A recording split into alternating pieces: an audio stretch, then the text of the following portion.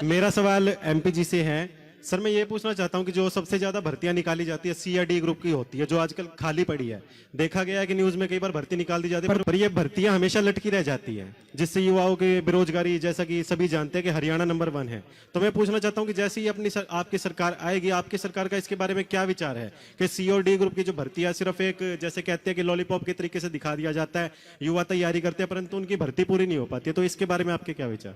ये बहुत ही अच्छा सवाल आपने पूछा कि हम भर्तियों को लेकर क्या करेंगे हरियाणा में। वैसे तो विधिवत तरीके से हम अपने घोषणा पत्र में, जो प्रदेश सरकार का घोषणा पत्र है, हम अपना भर्ती विधान, कांग्रेस की जब सरकार आएगी तो उसका भर्ती विधान की हम विधिवत घोषणा करेंगे। लेकिन आज मैं पहली बार प्रेस के साथियों के लिए भी, जो कांग्रेस की सरकार हरियाणा में जब बनेगी तो हमारा भर्ती विधान की क्या मुख्य केंद्र बिंदु रहेंगे, आपके सामने उनको रखना चाहता हूँ।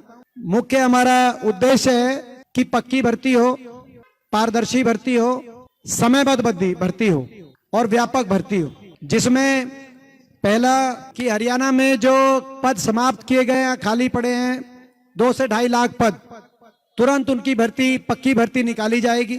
दूसरा, टाइम बाउंड भर्तियों के लिए हर भर्ती के लिए एक अलग ओएसडी की नियुक्ति होगी और किसी भी भर्ती की परीक्षा या रिजल्ट एक दिन भी लेट अगर होगा तो उस ओएसडी की छुट्टी होगी। तो ये हम स्पष्ट रूप से करेंगे।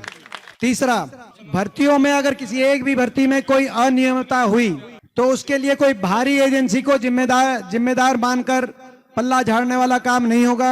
एचपीएससी और एसएससी में बैठे अधिकारी, सदस्य और चेयरमैन को सीधे तौर पे जिम्मेदार माना जाएगा अगर एक भी भर्ती में एक भी अनियमितता की जाती है। हर एक भर्ती के फॉर्म के साथ पूरा कैलेंडर भी जारी किया जाएगा। जैसे मैंने कहा 2 से 2.5 लाख पद निकाले जाएंगे, लेकिन भर्ती के साथ साथ पूरा टाइम बाउंड कैलेंडर, और जैसे मैंने कहा कि हर भर्ती के लिए एक ओएसडी जिसकी जिम्मेदारी है एंड टू एंड, वो समय पर भर्ती हो, समय पर ज्वाइनिंग हो। एक दिन भी लेट होगी तो उस पर कार्रवाई की जाएगी और कैलेंडर साथ में जारी किया जाएगा। और किसी भी तरह की गड़बड़ी रोकने के लिए एक अलग से कमेटी बनाई जाएगी, जिस कमेटी में के माध्यम से भर्ती संबंधित शिकायतों के लिए टेलीफोन नंबर 24 घंटे वो टेलीफोन नंबर उपलब्ध रहेगा। सभी नौजवानों को कभी भी वो टेलीफोन पे अपनी सारी बात बता सकते हैं ताकि उनका निदान किया जाए। इसके साथ साथ जो ग्रुप सी और डी में जो इंटरव्यू समाप्त हुए हैं, उनका उसकी शुरुआत हमारे समय ही में हुई थी।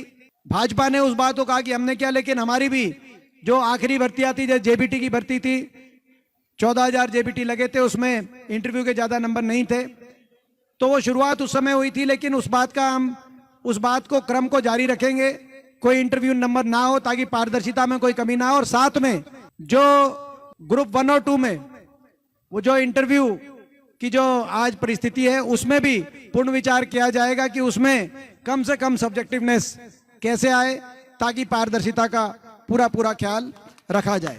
और किसी अन्य भर्ती से अगर किसी अन्य भर्ती के प्रश्न अगर दूसरी भर्ती के एग्जामिनेशन में रिपीट किए जाते हैं तो उसको भी पेपर लीक की श्रेणी में माना जाएगा। ये भी हमारा जो एक पॉइंट है। इसी रूप से किसी भी भर्ती का पेपर लीक होने पर एजेंसी के साथ साथ सेक्रेटरी से लेकर पूरे कमीशन की जो है जिम्मेदारी भी होगी और जांच भी होगी।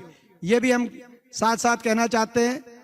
और दोबारा पेपर लीक या भर्ती गड़बड़ी होने सूरत पे पूरे भर्ती कमीशन को बर्खास्त करके पुनर्गठित करने का काम हमारी सरकार करेगी।